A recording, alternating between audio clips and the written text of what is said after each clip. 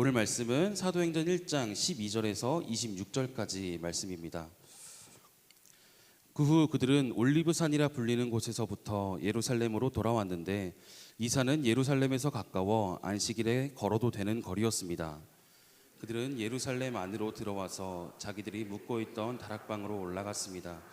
거기 있던 사람들은 베드로, 요한, 야고보, 안드레, 빌립, 도마, 바돌로메, 마테, 알페오의 아들 야고보, 열심당원 시몬, 그리고 야고보의 아들 유다였습니다. 그들은 모두 그곳에 모인 여자들과 예수의 어머니 마리아와 예수의 동생들과 함께 한 마음으로 기도에 전념하고 있었습니다.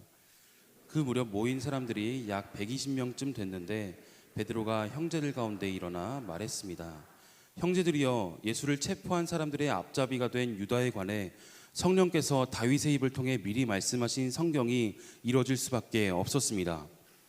그는 우리 가운데 속했던 사람이었고 이 직무의 한 몫을 담당했던 사람이었습니다. 유다는 자기의 불의의 대가로 밭을 샀는데 거기서 그는 곤두박질에 배가 터지고 내장이 온통 밖으로 쏟아져 나왔습니다. 이 일이 예루살렘에 사는 모든 사람에게 알려졌습니다. 이 밭을 그들의 지방말로 아겔다마라 불렀는데 그것은 피의 밭이라는 뜻입니다. 그런데 시편에 그의 거처를 폐허가 되게 하시고 그곳에 아무도 살지 못하게 하십시오 라고 기록됐고 또 다른 사람이 그의 직무를 차지하게 해주십시오 라고 기록됐습니다. 그러므로 주 예수께서 항상 우리와 같이 다니던 동안에 곧 요한이 세례를 주던 때부터 시작해 예수께서 우리들 가운데서 하늘로 올리워 가시기까지 함께 다니던 사람들 가운데 하나를 뽑아 우리와 함께 예수의 부활에 대한 증인이 되게 해야 합니다.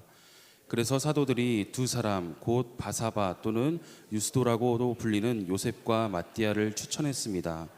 그리고 그들은 모든 사람의 마음을 아시는 주여, 이 두 사람 가운데 주께서 택하신 사람이 누구인지 보여주셔서 이 봉사와 사도의 직무를 대신 맡게 해주십시오. 유다는 이것을 버리고 자기 자리로 갔습니다 라고 기도했습니다. 함께 읽겠습니다. 그러고 나서 그들이 제비를 뽑았는데 마띠아가 뽑혀서 그가 11사도들과 함께 사도의 수에 들게 됐습니다. 아멘. 네, 이제 최정민 목사님께서 말씀 전해주시겠습니다. 제가 자주 설교 때마다 나누었는데 하나님께서 이 세상을 창조하실 때 하나님은 분명히 이 세상을 가장 행복한 곳으로 창조하셨을 것이다 라고 저는 확신합니다. 그래서 성경 말씀 가운데 창조하시면서 하나님께서 제일 많이 말씀하셨던 것이 보시기 좋았다라는 것이죠. 그런데 사람들은 하나님께서 보시기 좋게 창조한 그 세상을 살아가면서 힘든 세상이라고 이야기합니다. 특별히 대한민국에 사는 사람들은 이 땅을 헬 지옥이다, 망할 민국이다 이렇게 표현하기도 하는데요. 세상이 문제일까? 하나님께서 만드신 세상이 이토록 우리를 힘들게 하는 것일까? 아니면 그 세상 가운데 살아가는 사람들이 문제일까?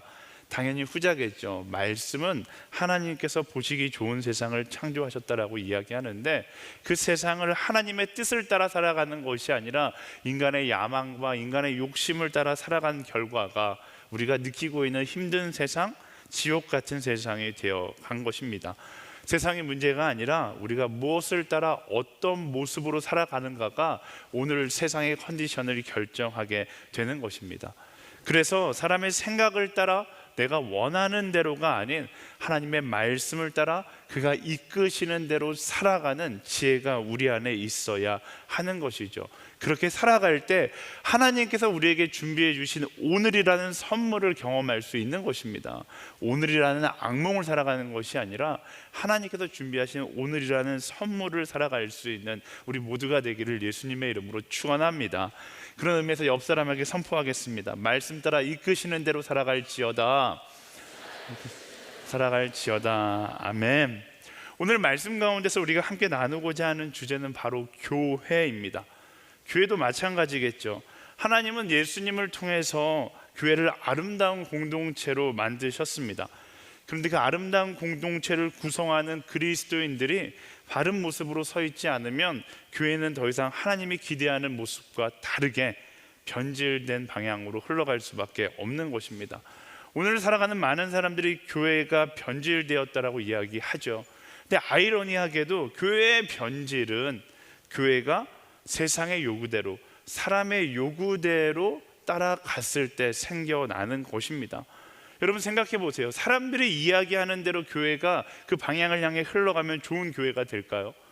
절대로 그렇지 않습니다. 그러면 그럴수록 사람의 의견을 따라가는 교회가 되면 될수록 점점 하나님의 뜻과는 다른 곳을 향하게 갈 수밖에 없는 것입니다. 왜? 우리는 약한 존재고 우리는 죄인이기 때문에 교회가 사람의 의견을 따라가게 되면 하나님께서 원하시는 방향과 정반대의 방향으로 흘러갈 수밖에 없는 것이죠.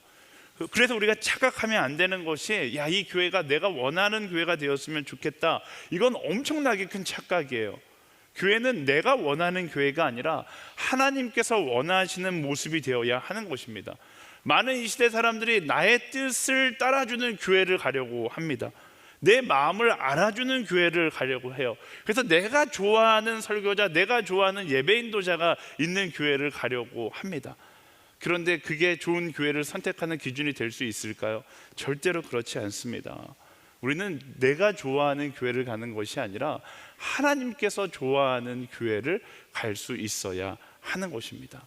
SNS 공동체 많은 청년들이 나오고 있는데요, 저는 그렇게 이야기하고 싶어요. 여러분 중에 저를 너무 사랑하면 언제 떠나도 괜찮습니다. 하지만 내가 저 설교자가 너무 싫다, 떠나지 말라는 하나님의 뜻인 거예요. 남아 계셔야 하는 겁니다. 내가 좋아하는 것을 선택하는 교회의 기준이 아니라 하나님께서 좋아하는 교회가 될 수 있도록 하나님의 뜻을 따라가고 하나님의 뜻을 성취할 수 있도록 내가 있는 자리에서 예배할 수 있어야 하는 것입니다. 내가 좋아하는 교회가 아니라 하나님께서 좋아하는 교회가 좋은 교회인 것입니다. 그렇다면 그런 교회는 어떤 교회인가? 그것을 알기 위해서는 하나님께서 처음 세우셨던 The First Church를 우리가 봐야겠죠. 그게 바로 오늘 말씀 가운데 등장하는 사도행전 교회입니다. 이 사도행전의 교회를 보면서 2024년도 나의 교회를, 나의 공동체를 새롭게 결단하며 나아갈 수 있는 우리 SNS 청년들이 되기를 예수님의 이름으로 축원합니다. 교회의 시작은요, 예수님의 명령 한마디로부터 시작되었어요. 사도행전 1장 4절, 지난주에 나누었던 말씀인데 함께 읽어보겠습니다. 시작. 예루살렘을 떠나지 말고 너희가 내게 들은 대로 내 아버지가 약속하신 선물을 기다리라. 아멘. 예수님께서 제자들에게 말씀하셨던 이 명령 한마디로 사도행전 교회가 시작됩니다. 명령은 복잡하지 않았어요. 아주 명쾌했고 간단했습니다. 예루살렘을 떠나지 말고 너희가 내게 들은 대로 내 아버지가 약속한 선물을 기다리라. 여기서 우리가 주목해야 되는 명령이 있는데 그것은 바로 들은 대로 기다리라라는 것입니다. 사실 올리브산에서 예수님과 40일 동안 함께 있었던 그 시간은 너무나 행복한 시간이었어요. 그런데 예수님께서 하늘로 올라가시고 난 다음에 그 다음에 제자들이 해야 되는 액션은 뭐였을까요? 그들은 도망쳐야 했습니다. 예수님이 없는 예루살렘은 아무런 의미가 없었기 때문에요. 왜? 그곳은 죽음의 도시였습니다. 인간적인 생각으로 속히 떠나야 됐고 멀리, 최대한 예루살렘으로부터 멀리 도망쳐야 했습니다. 지금 예루살렘의 분위기가 어떨까요? 지난 40일 동안 예수님의 시신이 없어졌다는 소문이 돌기 시작하면서 로마 병정들이 예수님의 시신을 찾기 위해서, 또 예수님을 따랐던 제자들을 잡기 위해서 지금 난리가 나 있을 겁니다. 아주 시끌벅적했을 거예요. 그런데 그 예루살렘으로 가서 기다리라. 이건 엄청난 명령이죠. 그런데 제자들은 이런 위기의 상황 가운데 어떤 선택을 합니까? 예루살렘을 떠나지 않고 예루살렘으로 돌아가죠. 12절 말씀 함께 읽어볼까요? 시작. 그들은 올리브산이라 불리는 곳에서부터 예루살렘으로 돌아왔는데 이 산은 예루살렘에서 가까워 안식일에 걸어도 되는 거리였습니다. 제자들이 도망치지 않고 예루살렘으로 돌아갔어요. 이유는 간단합니다. 왜? 예수님께서 그렇게 말씀하셨기 때문입니다. 우린 여기서 교회의 본질 한 가지를 발견할 수 있어요. 교회는 말씀 그대로 순종하는 공동체입니다. 사실 이 상황 가운데 제자들은 충분히 이성적으로 계산할 수 있고 자기식으로도 해석할 수 있었을 겁니다. 평상시 예수님께서 비유로 말씀하시기를 좋아했었으니까 이 또한 비유일 것이다 라고 해석할 수도 있고요. 몸은 떠나도 예수님께서 말씀하시는 건 내 마음만큼은 예루살렘에 있는 것, 마음이 예루살렘에 있으면 된다라고 합리화할 수도 있었을 겁니다. 당장 자기들이 죽을지도 모르는 상황이었기 때문에 그런 선택을 충분히 할 수 있었겠죠. 그런데 제자들은 상황 가운데 합리화하지 않습니다. 복잡하게 계산하지도 않아요. 예수님께서 말씀하신 대로 순종함으로 예루살렘으로 돌아가 기다립니다. 교회는요, 이처럼 사람의 생각이 아니라 말씀에 순종하는 것을 가장 기본으로 하는 공동체입니다. 우리는 그것을 기억해야 돼요. 우리는 순종의 의미를 잊어버릴 때가 너무나 많습니다. 왜 순종의 의미를 잊어버리는가? 말씀과 내 생각이 다르기 때문에, 말씀과 생각이 다르면 자꾸만 무엇을 의지하게 돼요? 깨달음을 의지하게 되는 것이죠. 깨달음을 의지하는 신앙은 언제나 위험합니다. 우리는 말씀과 내 생각이 다르면 자꾸 말씀 가운데 새로운 깨달음을 찾으려고 해요. 언제까지? 내 생각이 말씀으로 합리화될 때까지 계속해서 새로운 깨달음만 찾아가려고 합니다. 하지만 거기에 우리가 빠지기 쉬운 함정이 있어요. 교회라는 공동체는 깨달음의 공동체가 아니라 순종의 공동체다라는 사실입니다. 제자들은 말씀 앞에서 고민하지 않았습니다. 새로운 것을 깨닫기 위해 노력하지도 않았습니다. 그들은 말씀 그대로 순종했습니다. 저는 이 포인트가 제일 중요하다고 생각해요. 생각 없이 말씀을 보라는 것이 아닙니다. 자기 욕심과 자기 생각 속에서 말씀 앞에서 고민하지 말아야 한다라는 것이죠. 우리가 말씀 앞에서 고민한다는 것 자체가, 말씀 앞에서 새로운 것을 깨닫기를 구한다는 것 자체가 어찌 보면 내 욕심을 말씀에 관철시키기 원하는 그런 나의 의지가 투영되어 있는 행위와 같은 것입니다. 제가 자주 이야기하잖아요. 선교라는 것 어떻게 해야 되는가? 결단하고 나가야 되는 거예요. 선교라는 나의 결단을 앞에 두고 생각하고 고민하다 보면 가지 말아야 될 수많은 이유로 나를 합리화하게 되어 있거든요. 우리는 그 앞에서 고민이 아니라 순종하고 결단하고 나가야 되듯이 말씀 앞에서도 마찬가지예요. 우리는 말씀 가운데 얼마나 많은 것들이 직관적으로 우리에게 명령하고 있습니까? 그런데 우리는 그 말씀 앞에 고민할 때가 너무나 많아요. 왜? 이유는 한 가지죠. 내 욕심이 말씀과 맞지 않으니까 내 욕심이 바뀌지 않고 말씀을 바꿔서라도 말씀을 합리화하고 싶어 하기 때문에 그런 것이죠. 그러면서 찾아다니는 거예요.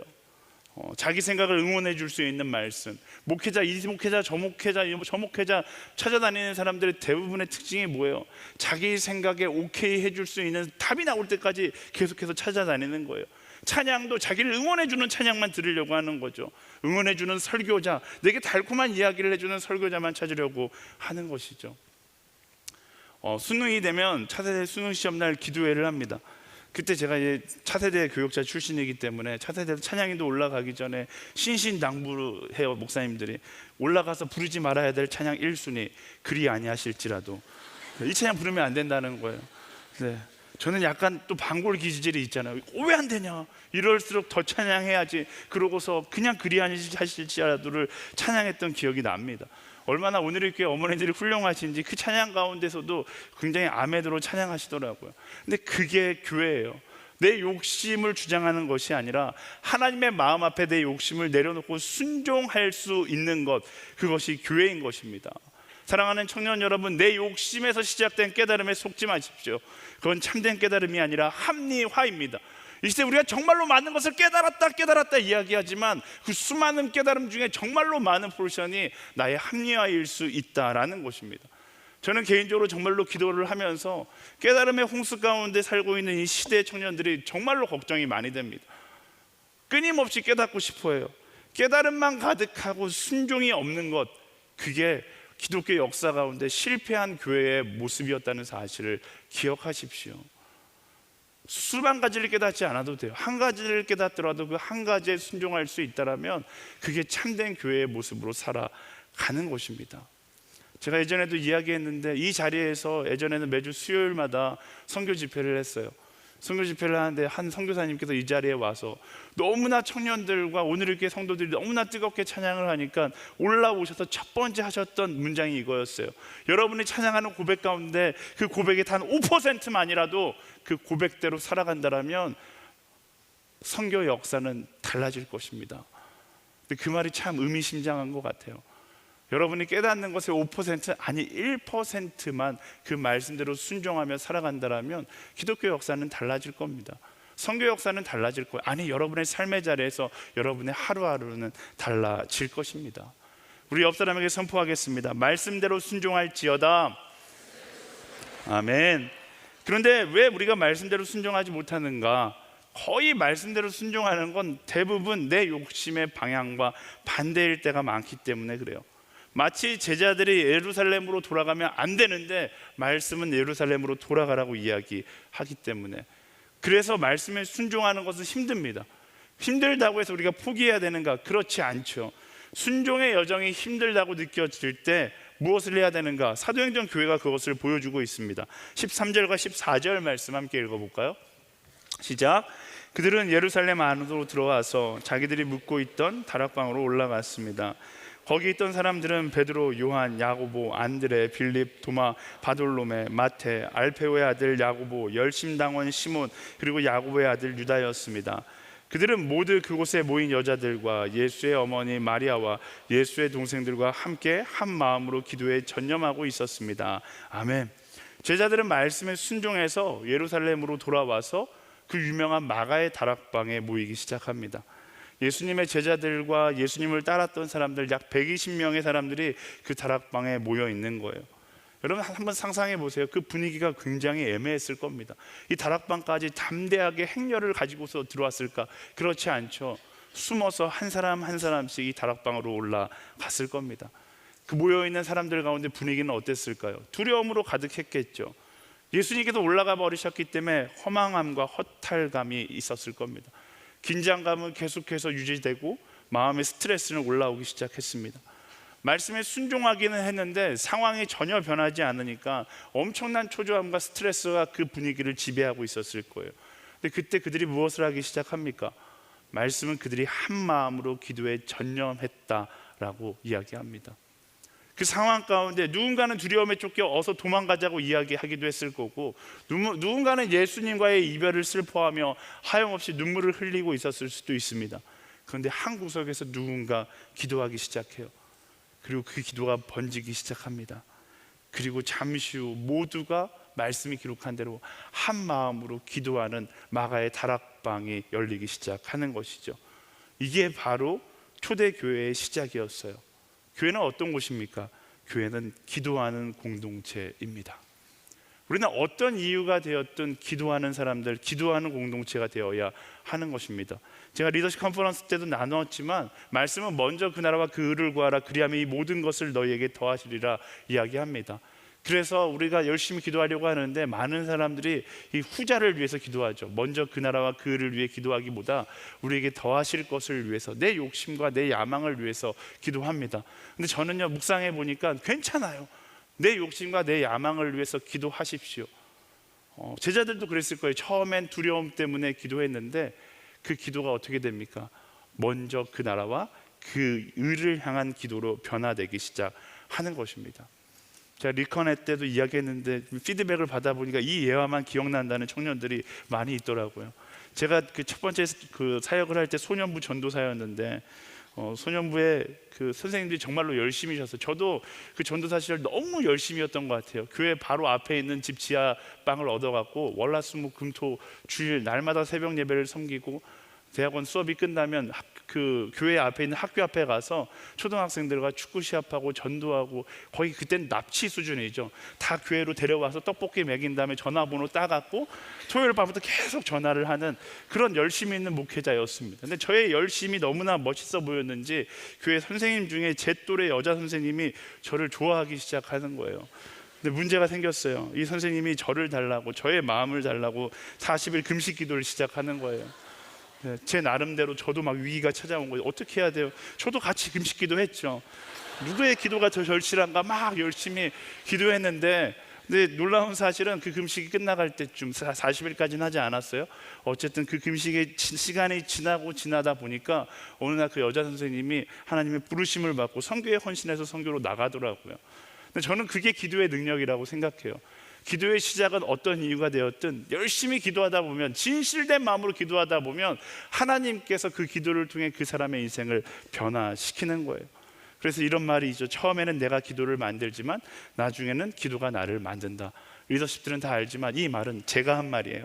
네, 너무나 멋진 말이지 않습니까? 저는 이게 기도의 본질이라고 생각해요. 기도 처음에는 나의 문제 때문에, 나의 어려움 때문에 기도하지만 성령께서 그 기도하는데 함께 하시면 전혀 다른 길을 발견하게 하는 것입니다. 사랑하는 여러분, 저는 우리 SNS 공동체가, 온누리 교회가 기도하는 교회, 기도하는 공동체가 되기를 하나님의 이름으로 축복합니다. 기도할 때 하나님의 능력을 볼 수 있게 되는 거예요. 기도할 때 성령께서 우리를 변화시키는 것을 볼 수 있게 되는 것입니다. 이 장면만 보세요. 모인 사람의 신분의 차이가 다 있었을 겁니다. 엄청난 신분사회 가운데 기도하기 시작하니까 어떤 일이 돼요? 한 마음 한 뜻으로 기도하기 시작합니다. 여러분, 성경을 잘 보세요. 이 전까지는 오병이어의 기적, 사복음서에서는 여자는 숫자로 쳐주지도 않았어요. 근데 오늘 말씀해 보니까 어떻게 이야기해요? 여성들까지 합쳐서 120명 정도가 있었다라고 이야기합니다. 기도하기 시작하니까 신분도, 그 사회의 장애도 다 사라지고 그때부터 하나가 되기 시작하는 것입니다. 다른 것이 우리가 하나 되게 만드는 것이 아니에요. 기도가 우리를 하나 되게 만드는 거예요. 여러분 삶의 자리에서 분열이 있으면, 또 미운 사람이 생겨나면, 더 많은 문제들이 보이면 무엇의 이유를 찾아야 돼요? 그 상황 가운데 문제가 있는 것이 아닙니다. 이유는 간단해요. 내가 기도하지 않기 때문에 그래요. 기도할 때 합력하여 선을 이루시는 하나님을 보게 되는 것입니다. 저는 여러분들에게 그렇게 권면하고 싶어요. 기도하지 않으면서 불평하지 않기를 바랍니다. 기도하지 않으면서 상황을 원망하지 않게 되기를 바랍니다. 상황이 나를 불평하게 만드는 것이 아니라 기도하지 않음이 나를 불평하게 만드는 것이고, 기도하지 않음이 상황 가운데 일하시는 하나님을 보지 못하게 만드니까 그때부터 상황이 절망적이고 힘들게 느껴지는 것이죠. 사랑하는 여러분, 적어도 불평하려면 한 일주일 정도는 새벽을 깨어 기도한 다음에 불평하십시오. 이 말은 여러분들에게 던지는 미끼예요.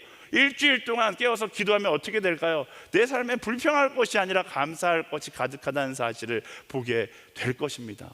우리 옆 사람에게 선포하겠습니다. 기도하는 청년이 될지어다. 아멘. 2024년도 SNS 공동체에 이런 기도의 무브먼트가 일어나게 되기를 소망합니다. 그리스도의 담대한 증인이 되기 위해서, 우리 앞에 놓인 장애를 브레이크스루하기 위해서 우리는 뭐 해야 됩니까? 답은 너무나 간단해요. 기도할 수 있어야 돼요. 우리 안에 먼저 기도 운동이 일어날 수 있어야 합니다. 40일만 깨어서 기도하는 것이 아니라 365일 깨어서 기도할 수 있어야 되고, 화성에 나와서 기도할 수 있어야 되고, 금요일 저녁에 모여서 기도할 수 있어야 되고. 참 우리 MC들이 훌륭한 게, 우리 MC들 제가 이야기하지도 않았는데 매일 저녁 11시마다 줌에서 모여서 기도하는 기도 무브먼트를 하겠다. 네, 선포한 거 맞죠? 제가 지금 헛선포하는 거 아니죠? 하겠다라고 저에게 먼저 이야기했어요. 이제 새벽 예배가 끝나면 그렇게 줌에 모여서 우리 SNS가 기도하기 시작할 겁니다. 그것만 아니라, 그것만으로도 기도가 부족해서 각 그룹마다, 각 순마다, 각 모임마다 기도의 무브먼트가 일어나게 되기를 예수님의 이름으로 축원합니다. 우리 옆 사람에게 다시 한번 선포하겠습니다. 너가 기도할지어다. 아멘.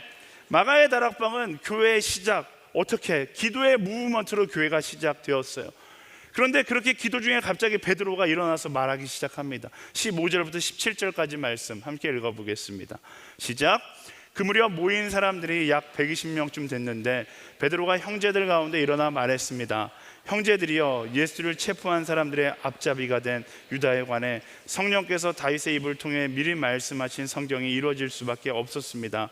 그는 우리 가운데 속했던 사람이었고 이 직무의 한 몫을 담당했던 사람이었습니다. 기도하다가 베드로가 벌떡 일어나더니 이야기하는 거예요.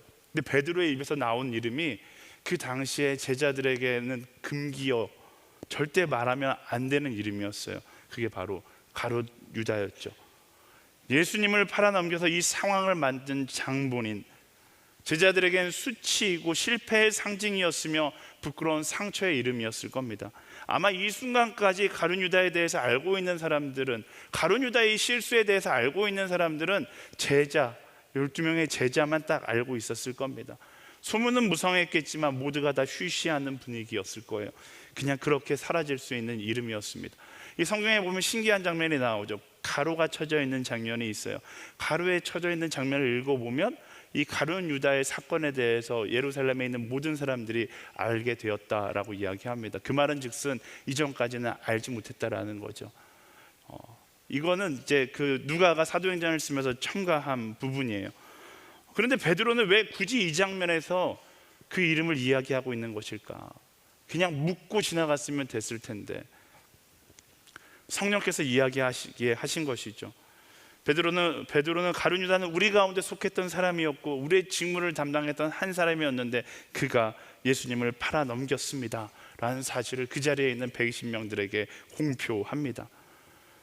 제자들의 연약함을 모두에게 이야기하고 있는 것이죠. 베드로가 말하고자 했던 것은 아닐 겁니다. 말씀을 보면 어부 출신 베드로가 말할 수 있는 그런 내용이 아니에요. 성령께서 베드로의 입을 통해 고백하게 하신 거죠. 왜? 성령께서는 그것을 숨기는 것을 원하지 않았기 때문에, 제자들의 연약함을 숨기는 것을 원하지 않으셨고 그것을 이야기함으로 더 거룩한 공동체가 되기를 원하셨기 때문에, 여기서 교회의 특징 한 가지를 또 볼 수 있습니다. 교회는요, 나의 약함을 자랑하는 공동체이다라는 것입니다. 교회는 언제나 정직해야 되고요, 교회는 언제나 거룩해야 됩니다. 가식적인 모든 것을 내려놓고 있는 모습 그대로를 보여줄 수 있어야 합니다. 교회는 나의 잘남을 자랑하고 나의 약함을 숨기는 공동체가 되어서는 안 돼요. 세상에서의 성공 법칙은 반대잖아요. 나의 잘남은 자랑하고 우리 회사의 최고 좋은 건 다 자랑하고 우리 회사의 약한 건 다 숨겨서 많은 투자자들을 만드는 것, 많은 고객들이 우리 회사의 것을 이용하게 만드는 것이 교회의 성공 전략입니다. 근데 교회는 그렇지 않습니다. 교회는 약함을 자랑하고 그럼에도 불구하고 우리를 포기하지 않으시는 그 하나님의 사랑, 예수 그리스도의 은혜를 자랑하는 곳이 바로 교회입니다. 그래서 우리는 그 은혜 안에서 또 온전한 거룩을 이루어가는 공동체가 되는 것이죠. 예전에 대학부에 있을 때 한 자매가 수련회를 끝나고 저를 찾아왔어요. 수련회 가운데 너무 큰 은혜를 받아서 이제 이전과 같이 살지 않겠다라고 결단한 거예요. 근데 결단하고 나니까 두 가지가 걱정된다. 첫 번째, 이전에 나의 모습이 너무 음란으로 가득 찼었다. 나의 삶이 너무나 많은 죄로 가득 찬 삶을 살았는데 당장 내일 회사에 가서 거룩한 척 하면 사람들이 나를 어떻게 보겠냐, 덕이 되지 않을 것 같다. 두 번째, 이후에 나의 모습 가운데 혹시 내가 계속 바른 모습으로 살아가지 못한다면 어떻게 해야 할까, 하나님께 누가 되지 않을까. 이 두 가지 고민이었어요. 그때 제가 이렇게 이야기해 줬어요. 사람은 약해서 넘어질 수도 있고 앞으로 실수할 수도 있을 겁니다. 그런데 그런 당신의 삶을 자랑하는 것이 그게 바로 참된 신앙입니다. 왜? 그런 모습에도 불구하고 하나님은 포기하지 않으시고 사랑하고 품으시니까. 나를 포기하지 않는, 정말로 그지 같은 나의 모습이지만 그 그지 같은 나의 모습조차도 포기하지 않고 사랑하는 그 하나님을 자랑하는 것이 그게 참된 신앙이니까. 사랑하는 여러분, 그리스도인은 나의 잘남을 자랑하는 사람이 아닙니다. 어쩌면 우리는 더 악한 사람이고 더 약한 사람입니다. 그럼에도 불구하고 사랑하고 품으시는 예수 그리스도의 은혜를 자랑하는 사람이 바로 참된 그리스도인인 것이죠. 제가 새벽 예배 때 설교 예하로 이야기했는데 우리 선교 MC 새벽 예배 내내 40일 동안 챔버를 섬기고 있어요. 놀랍지 않습니까? 선교 MC 할 자격이 있어요. 우리 한번 박수 한번 쳐줄까요? 네, 훌륭합니다. 그런데 문제는 뭐냐면 저기 서서 앉아서 맨날 존다는 거예요. 막 첼로를 열심히 키고 킬 땐 키고 설교 말씀이 시작하면 함께 조는 거예요. 어느 날 저한테 고백하는 거, 자기 자신이 너무 더럽게 느껴진다는 거죠. 자고 있는데 그냥 자면 되는데 자다가 벌떡 일어나서 나도 모르게 앉은 척 필기를 하고 있는 자기의 모습이 너무 더럽게 느껴진다라고 이야기하더라고요. 제가 그래서 이야기해 줬어요. 괜찮다. 하나님은 너가 그것보다 더 더럽다고 알고 계신다. 하지만 그럼에도 불구하고 사랑하는 하나님, 그 하나님을 바라보면 된다라고 이야기해 줬더니 이제는 아예 대놓고 잠을 자더라고요. 어쨌든 훌륭해요.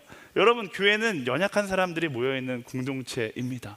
우리는 무엇을 자랑하는가? 나의 잘남을 자랑하는 것이 아니라, 나는 연약하고 나는 악하지만 그럼에도 불구하고 나를 사랑하시는 그 하나님을 자랑하는 공동체가 바로 교회의 모습인 것입니다. 고린도후서 4장에 보면 바울은 우리 인생을 보잘것없는 질그릇에 비유합니다. 제가 그 질그릇을 보여주기 위해서 상자 하나를 가져왔어요. 우리 인생이 마치 찢어진 상자 같은 거예요. 우리 인생은 너무나 많은 상처가 있고 더 이상 상자로서, 그릇으로 쓰임받을 수 없는 그런 존재 같아서 부끄러워서 하나님과 함께 할 수 없을 거라고 생각하죠. 나는 쓸모없는 인생이라고 생각합니다. 근데 그 인생 가운데 하나님이라는 예수 그리스도라는 빛을 담기 시작하면 그때부터는 그 질그릇은, 그 찢어진 상자는 하나님을 자랑하는 인생이 되는 것입니다. 하나님께서 우리를 그렇게 말씀하고 계시는 거예요. 그래서 우리는 나의 잘남을 자랑하는 것이 아니라 무엇을 자랑하는 거예요? 나의 약함을 자랑하는 거예요. 나는 상처 입은 인생이고 나는 남들이 보기에 보잘것없는 인생이지만 그럼에도 불구하고 내 안에 하나님께서 함께 하실 때 나를 통해 빛나는 하나님의 영광을 자랑하는 그리스도인이 되어야 하는 것이죠. 제가 이 예화를 나눌 때마다 항상 이 자매에게 부탁해요.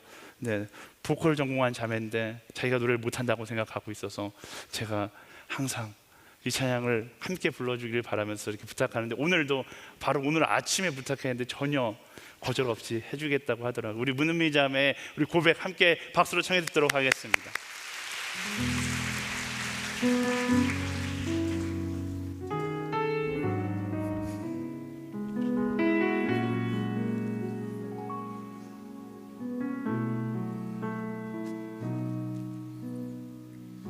참 고마운 친구 나의 예수님, 나는 깨지기 쉬운 질그릇과 같으나 때론 낙심해도 포기치 않음은 예수의 생명이 내 안에 있기에 내 삶의 동행자 나의 예수님, 나는 기대가 없는 어린 나귀 같으나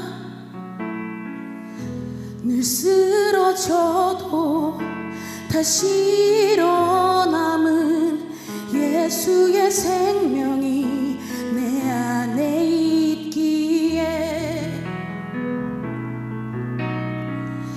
나의 약함은 나의 자랑이요, 나의 실패는 나의 간증이요, 나의 아픔은 나의 영광이니 그 부르심 따라 내가 걸어갑니다.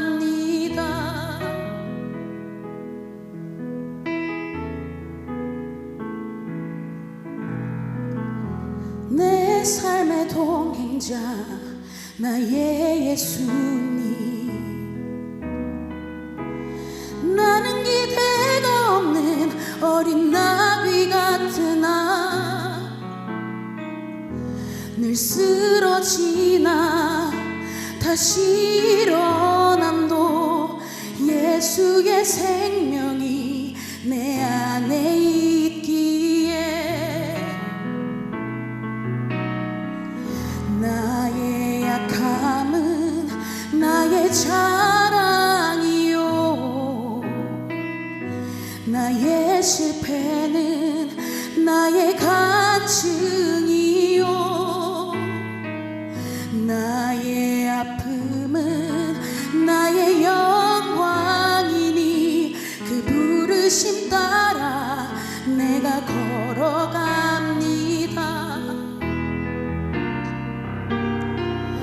나 가난함은 나의 상급이요, 나 미련함은 나의 자랑이요, 나 쓰러짐이 나의 고백이니 그 부르심 따라 내가 걸어갑니다.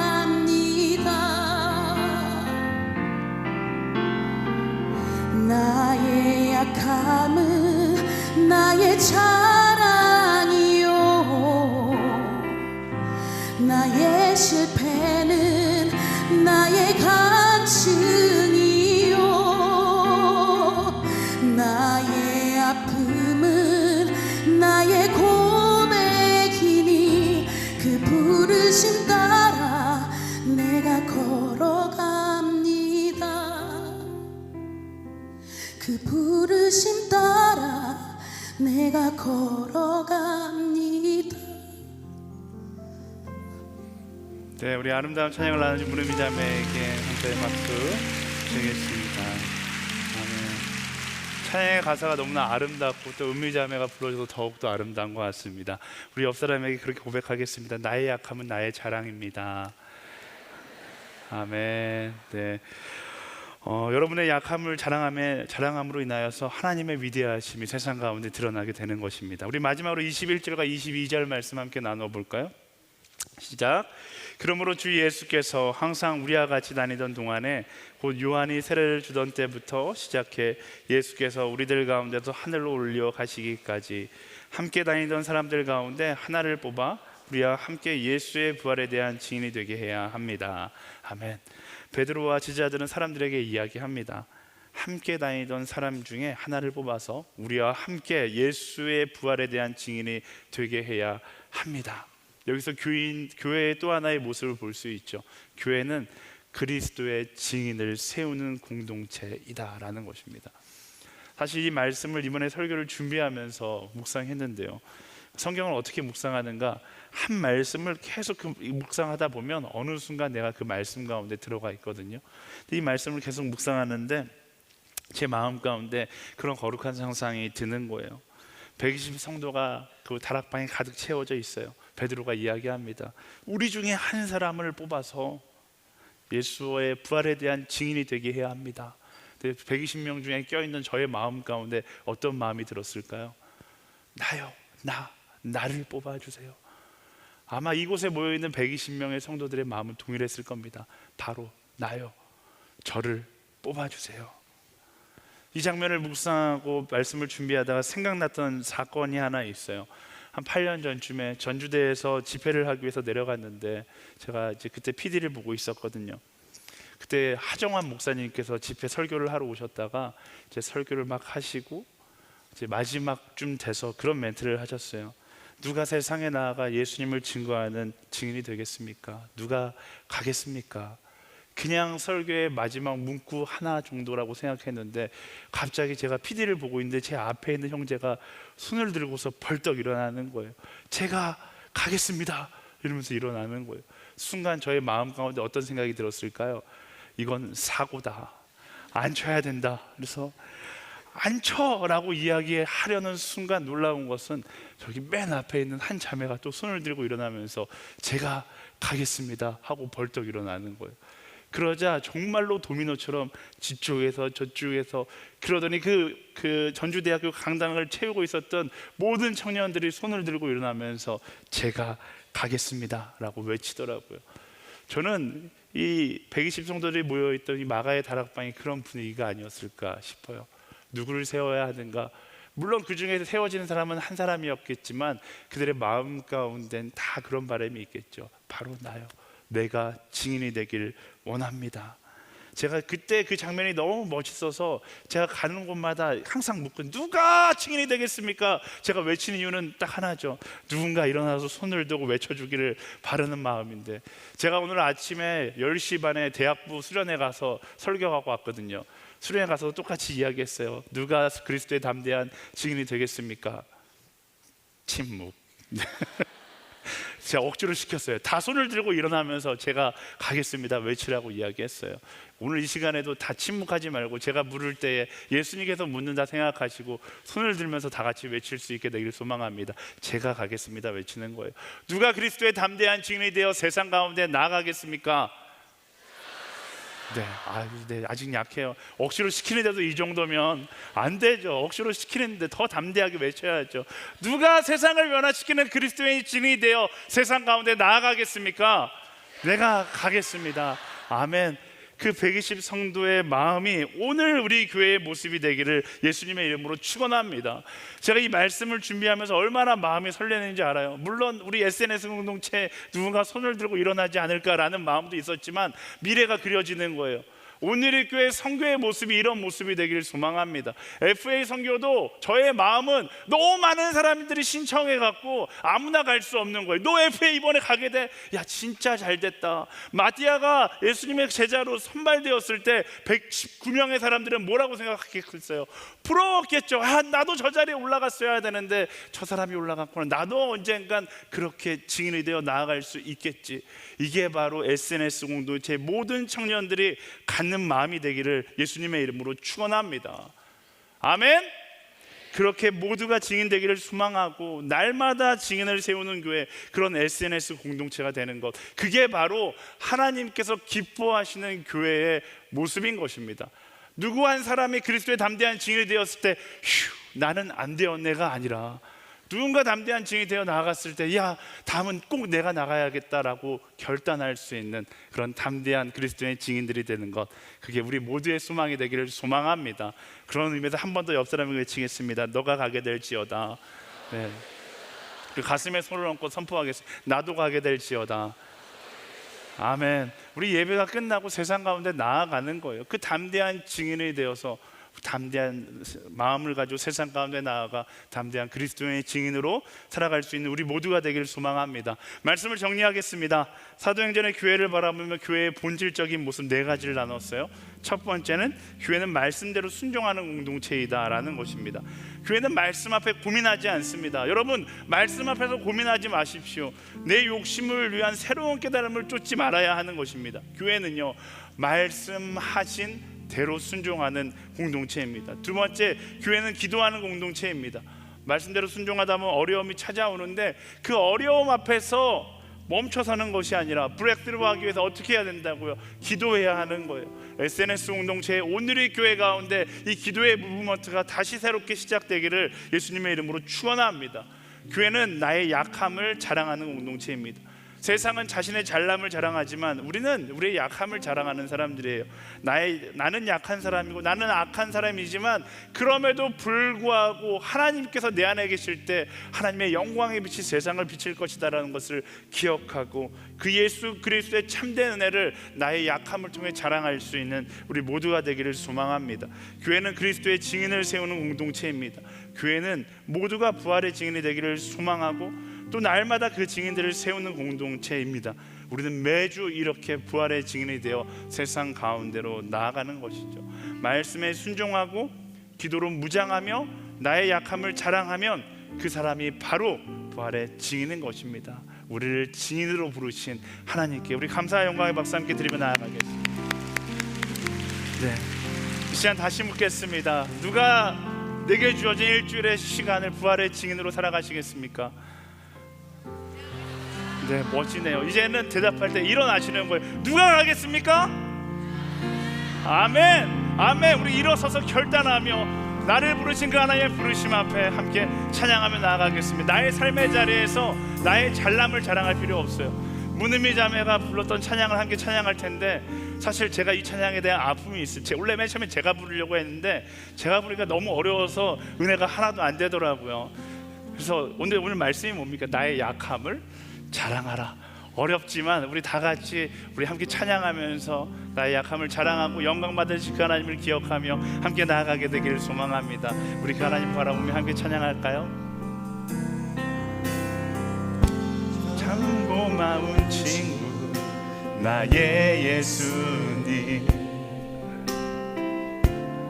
나는 깨지기 쉬운 질그릇과 같으나 낙심해도 포기치 않음은 예수의 생명이 내 안에 있기에 내 삶의 동행자,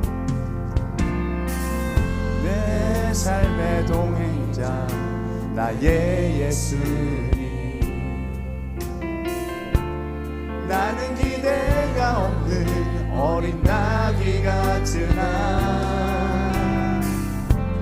쓰러져도 다시 일어남도 예수의 생명이 내 안에 있기에 나의 약함은 나의 자랑이요, 나의 약함은 나의 자랑이요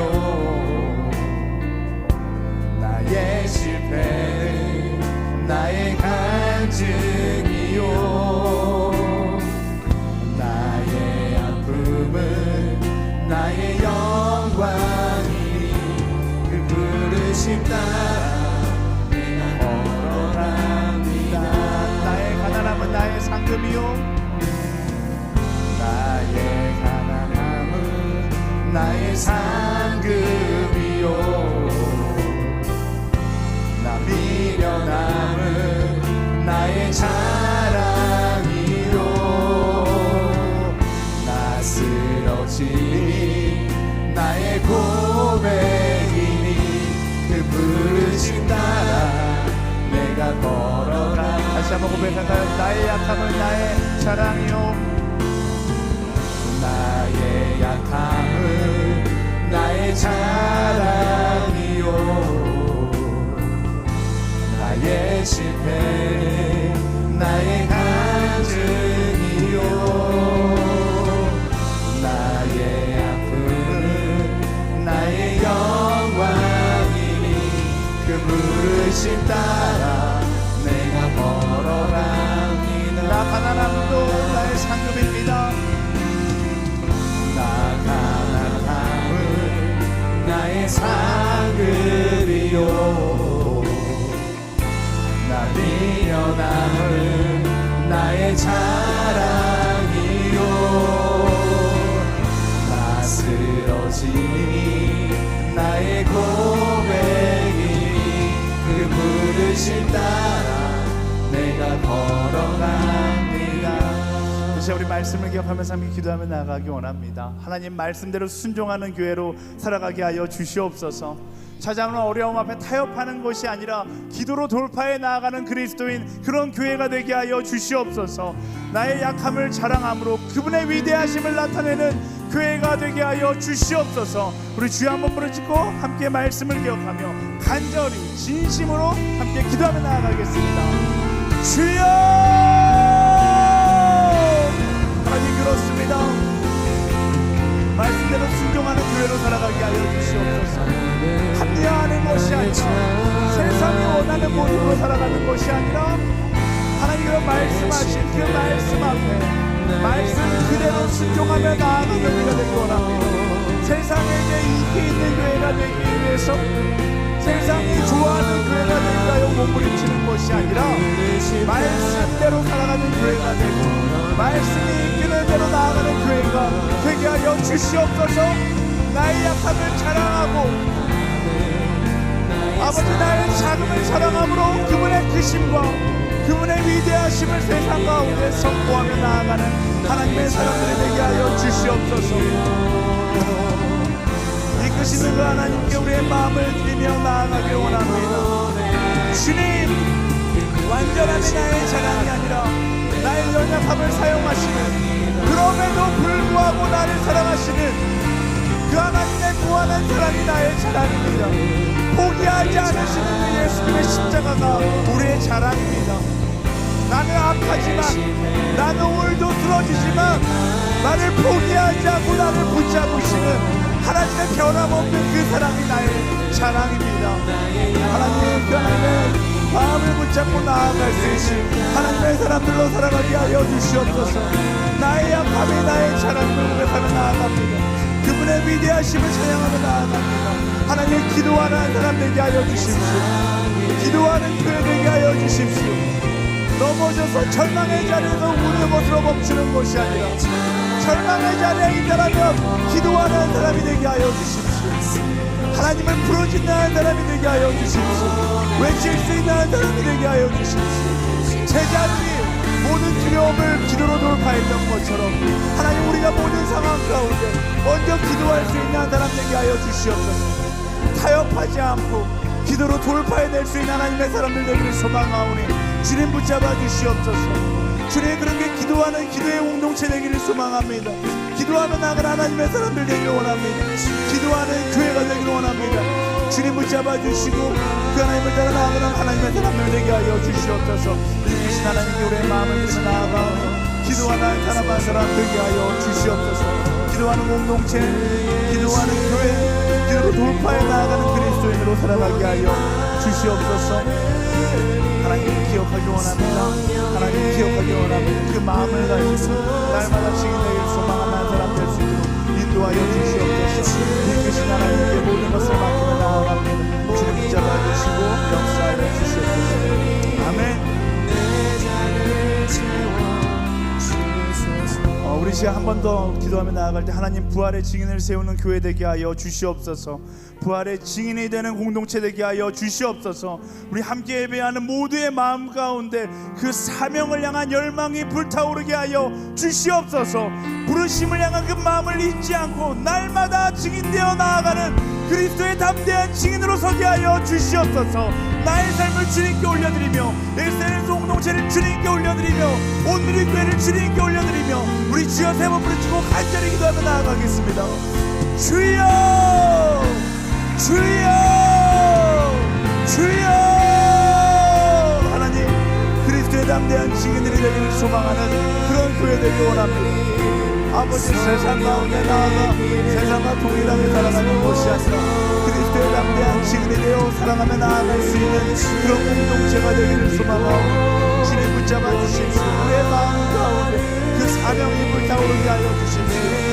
세상 앞에 나아가 내가 무엇을 해야 하는가 그리스도의 증인이 되어 그 사랑을 이야기해야 함을 기억하고 감사함으로 설 수 있는 우리 모두가 되게 하여 주시옵소서. 이끄신 하나님께 우리의 마음을 믿고 나아가오니 주님 바라보게 하시고 기억하며 감사함으로 설 수 있는 아버지 그런 공동체가 되게 하여 주시옵소서. 우리의 마음 가운데 세신 성도들이 가졌던 그 마음, 증인이 되고자 하는 그 갈망, 복음을 이야기하고자 하는 그 열정, 성령이여 우리 안에 그 마음을 부어주시옵소서. 성령이여 우리를 태워주시옵소서. 오직 성령이 너희를 있게 하시며 너희가 권능을 받고 예루살렘 온 세상을 했다는 너희들의 증인이 될 것이다. 아버지 그 증인의 마음을 기억하고 증인의 마음을 만족하며 나아갈 수 있는 하나님의 사람들 되게 하여 주시옵소서. 그리스도의 담대한 증인으로 서게 하여 주시옵소서. 이끄신 하나님께서 주시는 그 마음을 따라 나아가게 하여 주십시오. 그 마음을 잊지 않게 하여 주시옵소서. 참된 교회로 서게 하여 주시옵소서. 진실된 교회로 설 수 있도록 인도하여 주시옵소서. 참된 성도들이 될 수 있도록 인도하여 주시옵소서. 그 마음을 깨달음에 머물지 않고 주시는 마음을 따라 사명자의 길을 걸어가는 그런 한 사람 한 사람 되게 하여 주시옵소서. 이끄신 하나님 그 십자가만을 자랑하는 우리 모두가 되기를 소망합니다. 이끄신 하나님 그의 마음을 따라 희망을 바라보고 주님을 기억하며 사랑하며 나아가는 하나님의 사람들 되시기를 인도하여 주시옵소서. 채우신 하나님 하나님을 주시는 그 마음을 가지고 나아가는 주님과 가진 그 마음을 가지고 나아가는 오직 주님만 나아가고 소망합니다. 주님 붙잡아 주시옵소서. 이끄신 하나님께 우리의 마음을 나아가 주님만 바라보고